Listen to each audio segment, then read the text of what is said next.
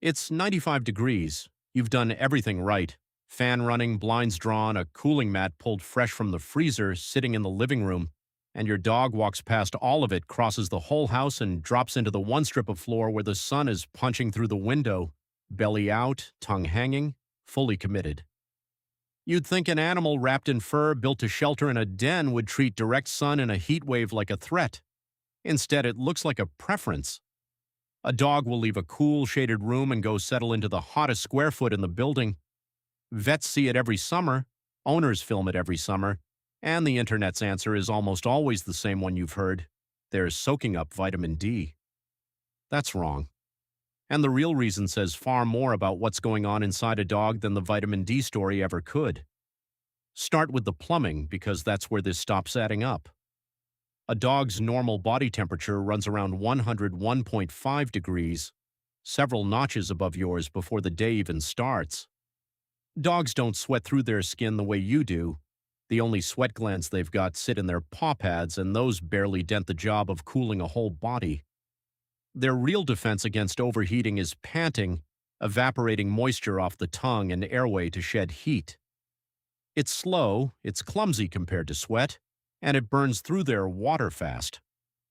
Researchers have mapped a few specific zones on a dog's body, sometimes called thermal windows, where the blood vessels run close enough to the surface to dump heat efficiently: the nose, the paw pads, the area around the eyes, the groin. When a dog is genuinely overheating, these regions do the heavy lifting, and they're the same regions a dog leaves exposed when it flops belly up in a sunbeam. Even the pose is backwards. A dog isn't curling into a tight ball to trap warmth like it would on a freezing night. It's spreading itself wide open, aiming its built-in cooling zones straight at the heat. If the goal were actually to cool down, lying in the shade with a breeze rolling over those windows would beat direct sun every time. So you've got an animal that runs hotter than you, can't really sweat, and cools itself through a process that dries it out, and its move in the heat of summer is to go find more heat and lie in it. Every year this kills some dogs. Flat-faced breeds like pugs and bulldogs, thick double-coated breeds like huskies, senior dogs, dogs with heart trouble. None of that stops them from picking the sun over the shade.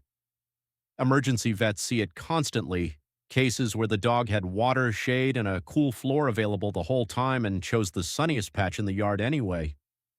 Whatever's steering this, it isn't a careful glance at the thermometer. And this is where it gets genuinely strange, because it breaks a rule that holds almost everywhere else in nature. When a lizard sprawls across a warm rock that tracks, reptiles are ectotherms. Their bodies don't make their own heat, so basking is survival.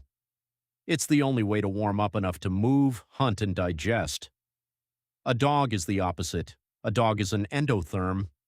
It builds its own heat internally and already runs several degrees warmer than you before it steps outside. An animal that manufactures its own warmth, going out of its way to add more in weather already straining its cooling system, is the biological version of cranking the thermostat while standing in front of an open oven. Basking is supposed to be a cold-blooded trick. Somehow it survived the jump into a warm-blooded animal that, on paper, has no use for it. For years, the go-to answer was vitamin D. It's the neat human-shaped guess. We make vitamin D in our skin when UV hits it, so surely dogs are banking sunshine for stronger bones. Pet blogs repeat it endlessly. It even sounds like something a vet would say. The problem is it's been tested directly and it falls apart. A 1994 study in General and Comparative Endocrinology compared skin from dogs, cats, and rats. Rat skin exposed to UV converted its vitamin D precursor into usable D3, a 40-fold jump.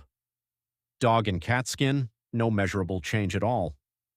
Dog skin starts with roughly 10 times less of that precursor to begin with, and dogs carry unusually high activity of an enzyme that grabs the precursor and turns it straight into cholesterol before UV ever gets a shot at it. The pathway is chemically shut before it can open. Later veterinary reviews landed on the same conclusion. Dogs get essentially zero vitamin D from the sun. Every bit of it has to come from what they eat, so the sunbathing isn't a nutrient run. Which drops us right back at the question, only heavier. Why deliberately overheat for no payoff in conditions that can actually kill you? And it isn't just house dogs. Field researchers watching wild wolves, coyotes, and foxes have logged the exact same posture in animals that have never been near a couch. Wolves in cold climates pick sunlit clearings and rock faces as rest spots over shaded ground, even on mild days. That's a strong signal this behavior wasn't learned from us.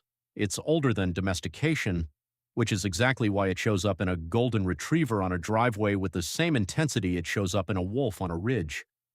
The answer traces back to where dogs came from. Every dog alive, Chihuahua to Great Dane, descends from wolves, and wolves are built around conserving energy. In the wild, a warm patch of ground is free heat, and free heat means the body doesn't have to burn its own fuel to stay comfortable. An animal that instinctively hunts down warmth survives leaner winters and recovers faster from a hard hunt. That instinct didn't switch off when wolves became dogs. Domestication happened somewhere between 15,000 and 40,000 years ago, which sounds like a lot until you set it against the 2 to 3 million years wolves spent wiring that behavior in. A few thousand years on our couches was never going to undo it. There's a chemical reward stacked on top. Sunlight nudges serotonin activity in the brain, the same neurotransmitter tied to mood in humans, and there's evidence the same circuit runs in dogs. Pair an ancient energy-saving drive with a built-in mood boost, and a hot patch of sun stops being a threat and becomes the single most rewarding square foot in the house.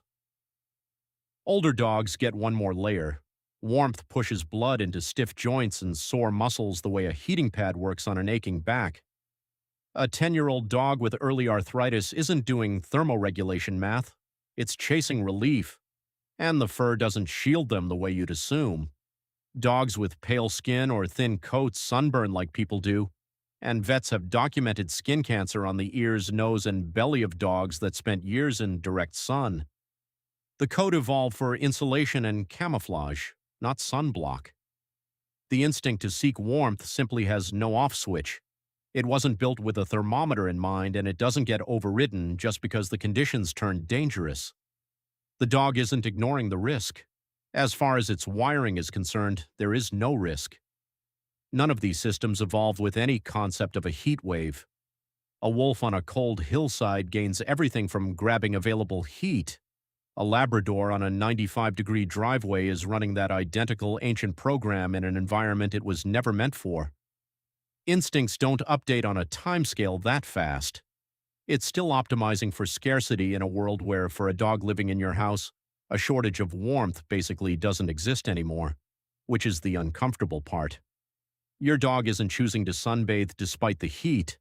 Its brain doesn't file the heat wave as a factor at all. It's running the same subroutine a wolf ran on a January hillside 10,000 years ago, and that subroutine holds one instruction: if there's warmth, take it. Nothing in that line accounts for air conditioning, cooling mats, or a thermometer reading that says this could actually hurt you. So the next heat wave, when your dog walks past the fan, past the frozen mat, past the shade, and lies down in the one spot where the sun is doing the most damage, it isn't really a decision. It's an animal built for a colder, harder world than the one it lives in, still following orders that world handed it a very long time ago.